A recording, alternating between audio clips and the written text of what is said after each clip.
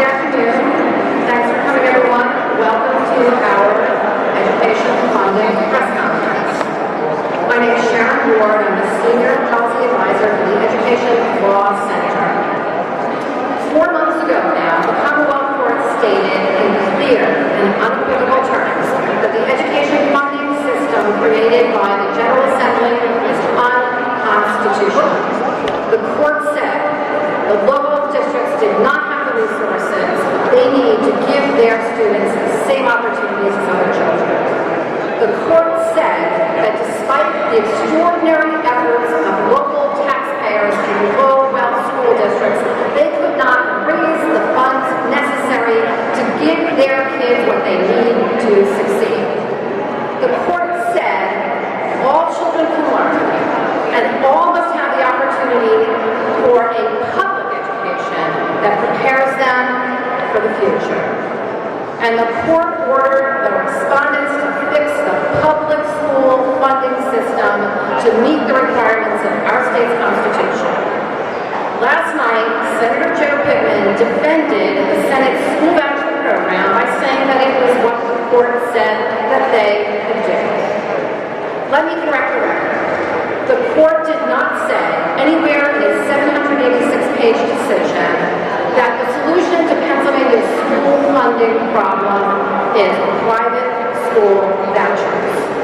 The court provided a long list of resources that are necessary to bring our school funding system into compliance with the Constitution, and the words private school and voucher were nowhere on that list. It is the responsibility of this General Assembly to support and maintain a contemporary and effective public education system that is available to every child in the Commonwealth, regardless of whether or not those schools, local taxpayers can afford it.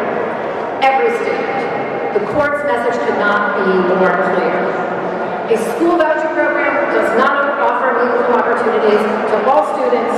It will deprive other students of the education they're entitled to receive, and every dollar for vouchers takes funding away from the public school system and takes us farther away from meeting the court's mandate to fund all public schools. Today's work, why we're here, is to ask to reject the Senate's school voucher program and to take steps in this year's budget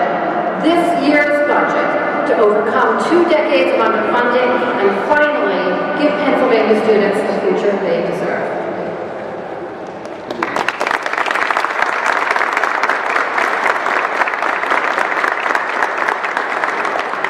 Hello everybody, my name is Hernandez. I'm the Deputy Organizing Director with Make the Road Pennsylvania. We are in Allentown, Reading, and North Philly, and today we have a member who is in the Reading School District, and she wants to tell her testimony of why she's against the voucher program. And she will say in Spanish first, and then I will translate for her in English. Please, Maria. Buenas tardes, mi nombre es María Hernandez, soy miembro líder de Make the Road Pennsylvania. Es una organización que lucha por el respeto y dignidad a nuestra comunidad. Vivo en la ciudad de Byrd, tengo 2 hijos en la escuela. Él es Jorge, mi hijo de quinto grado, acaba de terminarlo. Tengo un niño de primer grado, él es autista. Y David es autista. Estoy aquí para decir que cada dólar gastado en cupones para la escuela privada y religiosa es un dólar que se quita de la educación pública.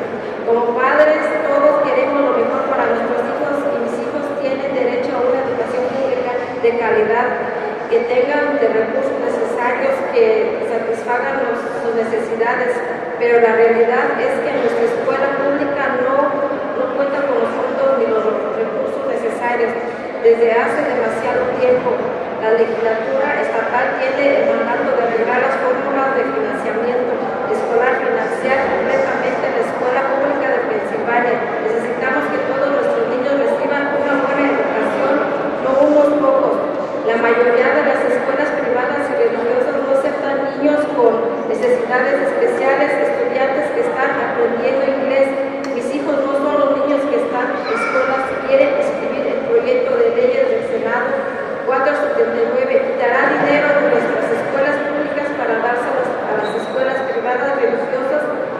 Gobernador Shapiro, esta no es la solución a la demanda. Sabemos que personas adineradas como Jeffrey Jazz, que es el hombre más rico de Pensilvania, quiere financiar y desmantelar la educación pública.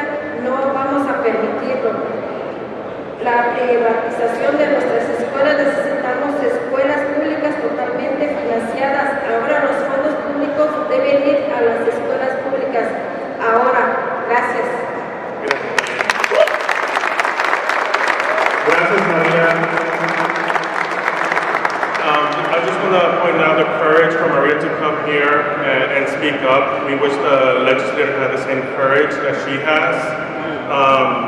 So I will translate for her. She said, "Good afternoon, my name is Maria Hernandez. I am member leader of Make the Road Pennsylvania, where we fight together for respect and dignity in our communities. I live in the city of Reading, which has the poorest school district in Pennsylvania. My son, Jorge, who is here with us, just finished 5th grade, and David, who is autistic, finished the 1st grade. I am here today to say every dollar spent in vouchers for private and religious schools is a dollar taken away from public education. As parents, we all want the best for our children. My children have the right to quality public education that has the necessary resources that meet their needs. But the reality is that our public schools are underfunded and under-resourced for too long. The state legislature has a mandate to fix the school funding formula and fully fund Pennsylvania public schools. We need all our kids to get a good education, not a few. There is no way to create a private school voucher system that doesn't take money away from public education. Most private and religious schools don't accept kids with special needs or English learners. My kids are not the kids that these schools want to enroll. Senate Bill 479 will take away money for our public schools to give it instead to private and religious schools. Governor Shapiro, this is not the solution to the lawsuit. We know that wealthy people such as Jeffrey Yass, the richest man in Pennsylvania, want to defund and dismantle public education. We are not going to allow the privatization of our schools. We need fully funded public schools now. Public funds must go to public schools now. Thank you.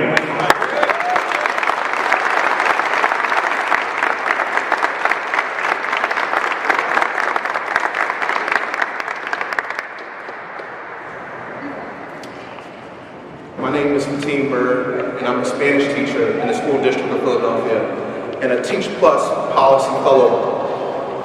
Voucher supporters often say that vouchers provide a lifeline for students trapped in failing schools, which means schools like mine have been chronically underfunded. I love my students. I value their success. If I thought vouchers would help them achieve better outcomes, I would support them, even if it meant some of my students went to other schools. But the research clearly shows that voucher programs do not improve student outcomes. Why would we identify failing schools based on test scores and then send students to private schools not held to the same academic standards? In fact, the evidence overwhelmingly shows that vouchers actually harm student achievement. I can't support that for my kids. At my school, about 20% of students are identified as having disabilities or individualized education plans, and over 50% of our students are English language learners. Let's be clear, private schools can and do refuse to admit students with disabilities and English language learners. Even if they do accept them, they don't provide accommodations and support. The only place these students can be guaranteed a free, appropriate public education is in their public school. My school is designated in the bottom 15%, but my school isn't failing. It is being felt by the General Assembly every day that it fails to address its constitutional obligation. That's right. That's right.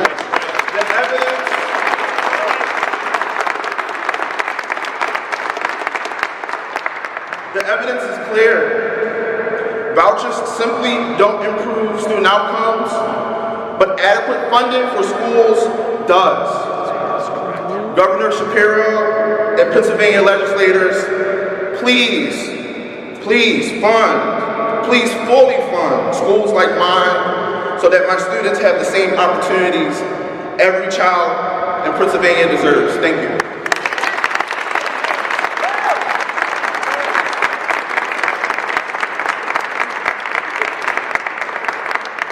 So, my name is Spicka. I am the Executive Director of Education Voters of Pennsylvania, and I am here today with a letter that was sent to members of the General Assembly and to Governor Shapiro that has been signed by dozens of organizations and individuals, including out-of-state millionaires and billionaires who have been working for decades to defund and to dismantle public education. They wrote in support of implementing a new school voucher system in Pennsylvania. These millionaires and billionaires, including Betsy DeVos, do not care about children in Pennsylvania. Instead, they are trying to use our children as pawns in their national ideological war against public education. We do not want a Betsy DeVos voucher plan in Pennsylvania. We do not want our elected officials to cozy up with millionaires and billionaires and do their bidding. What we want is for our lawmakers and our governor to get to work for Pennsylvanians, to pass a budget that will take steps toward fixing their broken and unconstitutional funding system by investing in the Commonwealth's public schools to give all of our children a fair shot at a bright future. Thank you.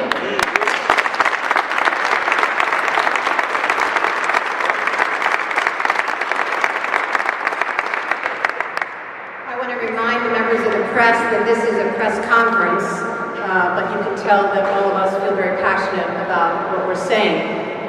And there's a group of people in Pennsylvania that we're also here to represent, and that is the taxpayers of Pennsylvania.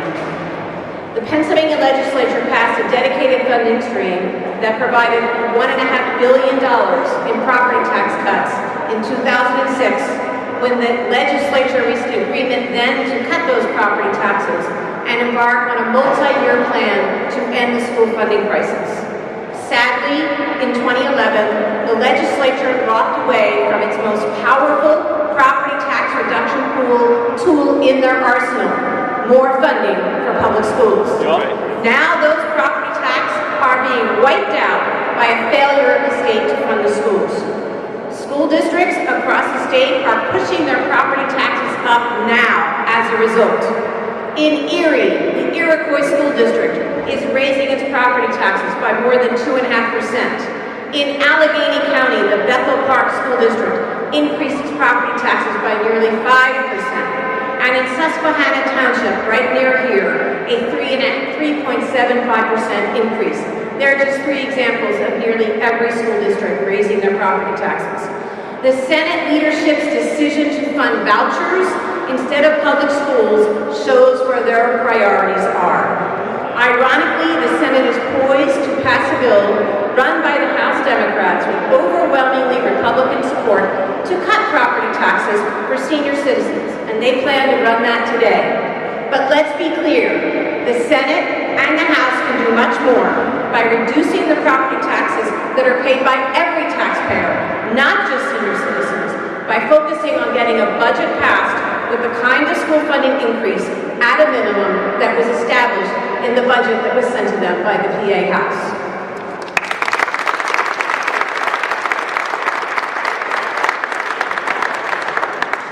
I'm Marc Stier. I'm the Executive Director of the Penn Pennsylvania Policy Center. In the last few days, anti-public school extremists like Betsy DeVos and Grover Norquist embraced the Senate Republicans' Lifeline Scholarship Plan. They made it clear that the ultimate aim of some of the Senate Republican supporters of that plan is to skirt their constitutional responsibility to fully and fairly fund our public schools and instead to adopt a radical plan to replace them.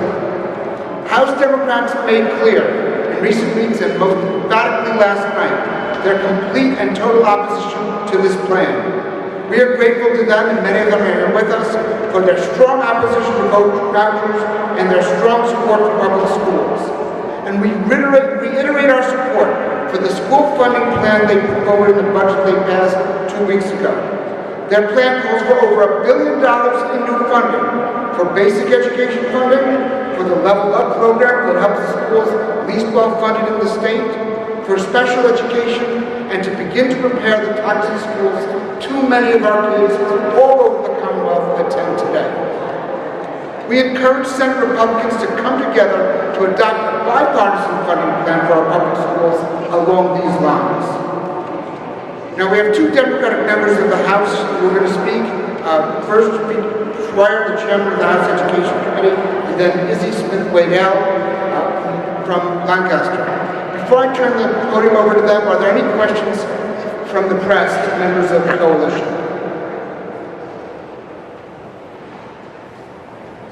If not, Chairman Schweyer. Thank you, Marc.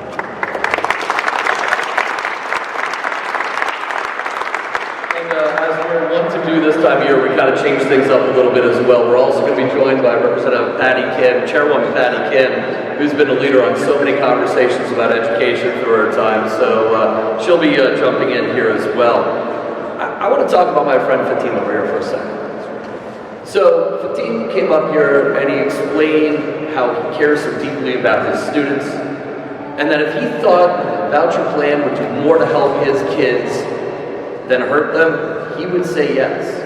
I want to talk about a little bit of language here, because in this building, words matter and language matters. Fatim, I got a question. You went to Temple University, right? That's right. Now, Temple doesn't just teach teachers or educate teachers to go to educate in schools that are quote failing, right? No. Temple University's teachers teach everywhere. They teach in Lower Merion. They teach in affluent districts, urban districts, rural districts, everywhere, right? Absolutely. So literally the same teacher here is the same teacher in an affluent able school. Fatim, let me ask you another question. Do your kids want to learn? Oh, absolutely. Do they want to succeed? Absolutely. You know what? That's true in all of the, quote, succeeding school districts across Cumberland. One last question. Do the families of your kids, the students that you get up and go to work every day, try to make sure that they succeed, do those families care about their children's success? Absolutely. 100%. So we're talking about human beings. We're talking about kids who want to succeed, who many times have far more difficulties getting to school, have to deal with stuff that so many of us never have to think about. They're getting up and going to school with the support of their loving and caring families, and are going to learn from teachers that were educated at the same schools, the very same schools, in the same classes as teachers in more affluent and more fortunate districts. I want to mention this because the idea that we have failing schools is absolutely absurd. We have had a failed legislature. We've had a failed state government who has chosen to disinvest in its failing schools. I know this firsthand because my children are students in the Allentown School District. My children both get letters every year saying that are signed off by our principals and handed to them by the very teachers who work incredibly hard every day to educate my kids, and saying, guys, your kids are in a failing school. You can choose anything you want. My kids get those letters too. What we need to do, folks, is stop demonizing schools that, let's be honest, are overwhelmingly black and brown schools. We have to stop demonizing schools that are overwhelmingly poor. We have to stop making enemies of the teachers, the administrators, the principals who go to work every day to educate those kids, and we have to stop calling those human beings, our constituents, the very people that we serve, failing. Because those parents care about those kids care about their futures, and if we would just invest in them instead of creating brand new schemes to try to fix something that only needs one thing, and that is real, equitable investment. I'm so very proud to stand here with our educational allies. Maria did an amazing job. Maria, thank you so very much for sharing your story. Maria is exactly the kind of person that we're talking about. And so for you, team's kids, and very personally for my kids, it's time that we stop the name calling, stop the rhetoric, get to work, and fund these schools.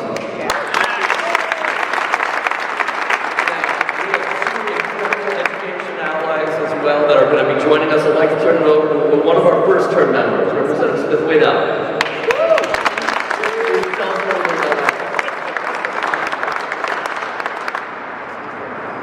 Good afternoon, everybody.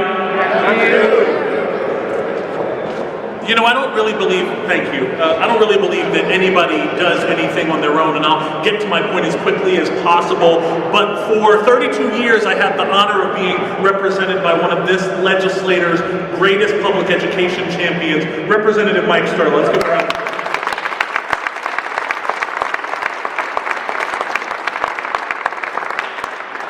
We're going to talk real quick about what it is that public education can do for this Commonwealth, and then we're going to talk about what it is our job is and who's doing their job and who is not. I am the youngest son of the late Dr. Rita Smith-Waddell, who was born in 1948 in segregated Washington, D.C., the daughter of an illiterate sharecropper and a cab driver. She went to McKinley Technical Institute. She lived in one of the poorest neighborhoods in Washington, D.C. She was a black child whose parents skipped meals so that she could have shoes to go to public school. She went from McKinley Technical Institute to Columbia University, and then to the University of Pennsylvania, and now there is a public school with her name on it. That is the American dream. That is the American dream, and it happens because of education. Martin Luther King Jr. knew that. Thurgood Marshall knew that. And sometimes I wonder why it is we think we're smarter than Martin Luther King Jr., that we have a better understanding of the law than Thurgood Marshall. It really is about who is doing their job and who isn't. Now, this Democratic majority fulfilled our constitutional obligation. We passed a budget 3 weeks ago that invests in education and lowering property taxes across the Commonwealth.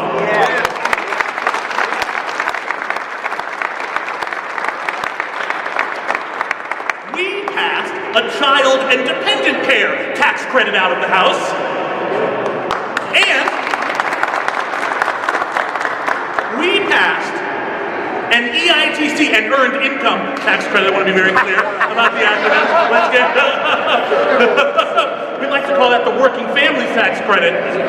That is going to put $1.4 billion back in the pockets of Pennsylvanians over the next 4 years. So when you hear our colleagues on the other side of the aisle and on the other side of the building saying they want to talk about lower taxes and better schools, ask them to show you in the record where they have done that, where they have voted for that.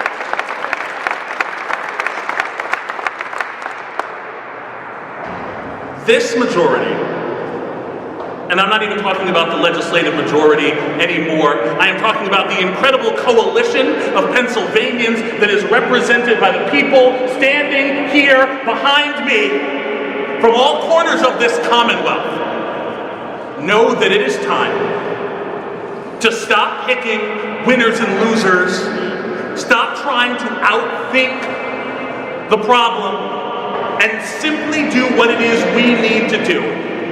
So I'm asking my colleagues in the Senate who, and somebody correct me if I'm wrong, to this point have still not fulfilled their constitutional obligation to send us back a budget, to fund the schools that make the American dream possible for these children, for your children. Colleagues, let's get it done.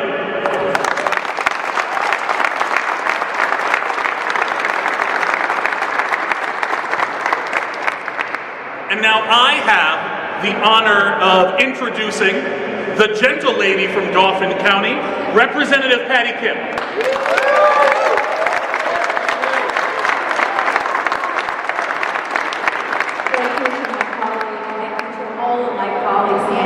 My caucus for standing with the teachers today. My name is Patty Kim, and I represent the Fairland School District. It kills me to see these students who have all the potential, but not all the resources to get it there. Folks, we have a boat with a hole in it. If we could just plug it and save everybody there, that would be awesome. But we keep diverting funds to the rafts around the boat. When we need to fix the hole in the boat, folks, we are focusing on the wrong things. I've heard the people on the other side of the aisle, we keep giving them money every year. What's wrong? It's not enough. It's not enough. Look at the public schools budget. Cost of transportation is going up. The reimbursement of cyber charter schools is through the roof. Special education is going up. Our school buildings are falling apart. We need to invest there. We need to put more money in substitute teachers. We can't find enough substitute teachers. And then guess what? Our teachers don't want to work. Teachers, you don't like the culture wars? You don't like to do active shooter drills? Why would you leave? Because this place is not investing enough. You cannot say you guys are failing, so we're going to give money just to a couple of few. That's not fair. What we need to do is listen to the courts and say that we need to fully fund our education system. This is not fair. My bill to raise the teacher salary of $16,000 will be fair.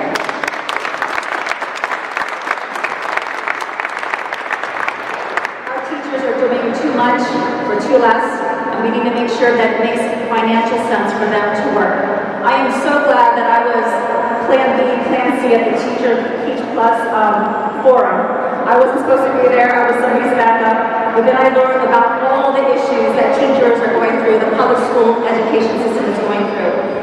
Folks, we need to do our job and pass a budget that fully funds our education system right now.